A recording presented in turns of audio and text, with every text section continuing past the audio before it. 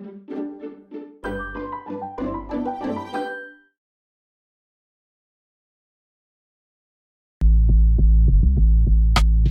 a story that caught the world's attention, the death of George Floyd in police custody, followed by global protests against racism, and the countless other black people who have died from police brutality. But as the story became front-page news, and major media companies rallied to cover it, one criticism kept being raised by readers: unconscious bias in reporting.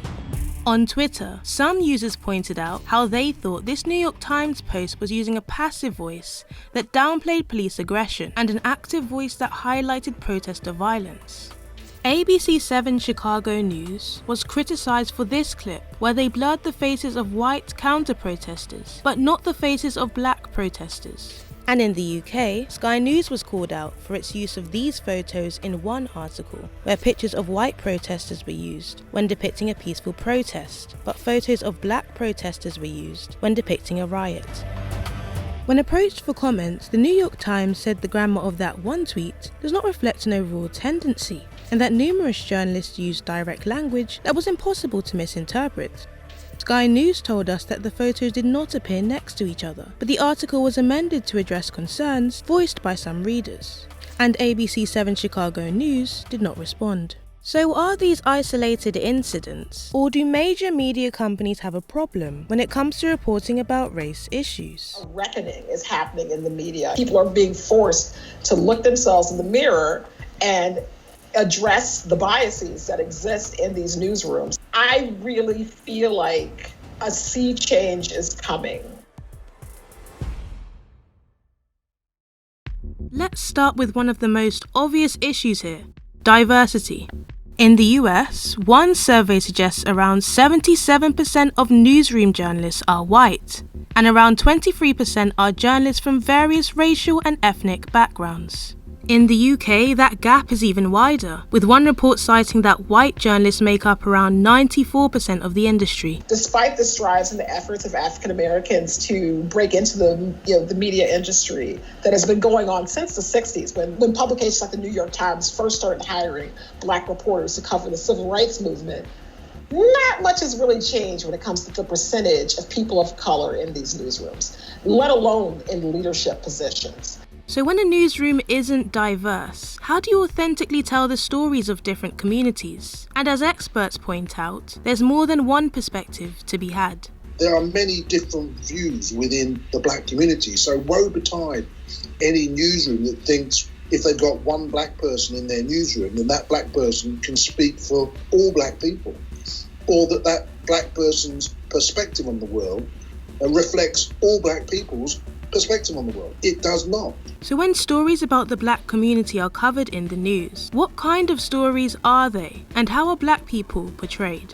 The only time it seemed that black people appeared on screen was when there was a problem, a riot, or perhaps in some sporting capacity, or perhaps in some entertainment capacity. We were not real stakeholders. We were problems often to be observed. Often the mainstream media, which is predominantly white, avoid some of our stories, to be, quite frank and honest. They tend to only get involved when something like a protest happens or when there's a huge incident like the death of George Floyd. So the beginning started off as any report about black people starts off in negativity. He would take things in his stride. He knew how tall he was. He knew how big he was. He never wanted to intimidate. Why do you have to be intimidated by a black man that's tall? But I did see a change, and it was a change for the good. Protests on the street helped with that, right? But I wonder if is that because lots of white people were on the street too, so therefore they had to stop and listen? As a white media, did they have to stop and listen? Or did they actually think, no, there is truth here and we need to get to the bottom of this truth? But how is truth measured in journalism? Impartiality is the key word here, where journalists present the opposing views in an equal way. But experts say when there's evidence to suggest one side of the story can't be disputed, forcing balance isn't the answer. The belief is that impartiality is truth, because you are giving both sides of the argument and you are allowing both sides to tell their truth. But it doesn't mean that it doesn't come with a heavy heart when you're trying to weigh up the truth on one side and it doesn't matter whether they're not speaking the truth on the other, so long as I get their viewpoint. That's when being impartial to me fails, and it fails spectacularly. The second part of impartiality is telling the story without favouring one side over the other. But some argue journalists, like anyone else, have opinions shaped by their own experience, which can lead to unconscious bias in their work. The idea of this impartiality is rooted in America's white patriarchal mindset. Because what's considered to be impartial is the white male perspective. You know, Black reporters are often accused of being too close to the story. But what would a white person be like? They're also white. They have opinions about race. Journalists should be concerned about the truth. It should be about giving people information about what's actually happened, what is true. Impartiality to me is, a myth in journalism. Like, to me, it's impossible as long as we have a racist society. What you read in the papers and watch on the news can play a really important part in how communities are portrayed and whether they make progress. So what needs to change? And how does the industry ensure every community's story is interpreted in a way that leaves them stronger? There is so much positive about the Black race that never gets an airing, never gets to shine.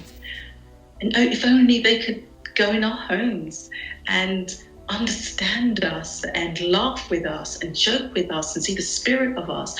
Look at George Floyd, look at that story, look at the narrative, look at their family.